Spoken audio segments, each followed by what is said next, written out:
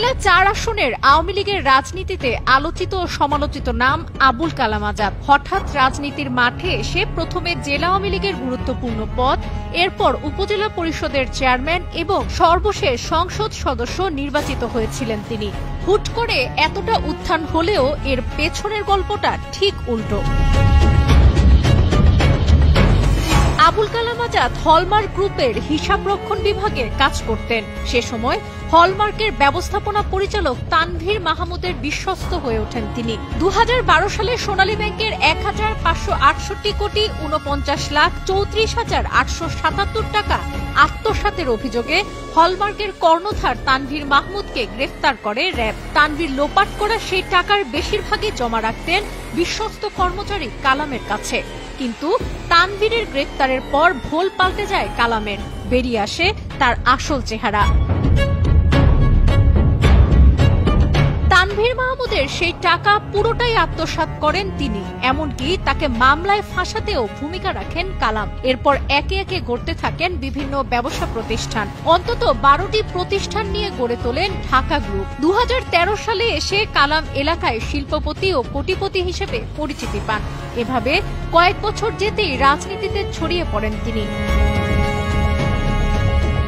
২০১৬ সালে কালামের প্রভাবে বাবা নুরুল ইসলাম বরকামতা ইউপির চেয়ারম্যান নির্বাচিত হন এবং ২০২২ সালে দ্বিতীয়বার চেয়ারম্যান বানান তাকে। কালামের ছোট ভাই মোহাম্মদ মাসুদ ভাইয়ের প্রভাবে সন্ত্রাসী কর্মকাণ্ড চালাত।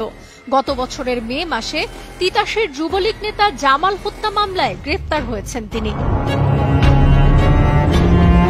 হামলা, বাড়িঘর ভাঙচুর, লুটপাট, দমন নিপীড়নে ব্যস্ত হয়ে পড়ে কালাম।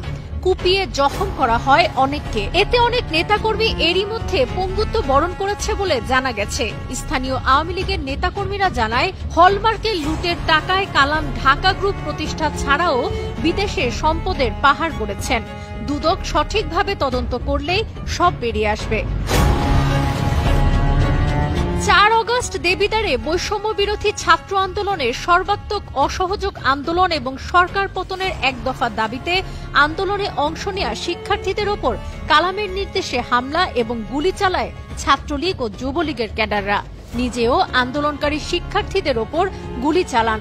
তার হাতে থাকা আগ্নেয়াস্ত্রের একটি ভিডিও এরই মধ্যে সামাজিক যোগাযোগ মাধ্যমে ছড়িয়ে পড়েছে। সেদিন গুলিবিদ্ধ হয়ে আব্দুল্লাহ রুবেল নামে এক গাড়ি চালক নিহত হন।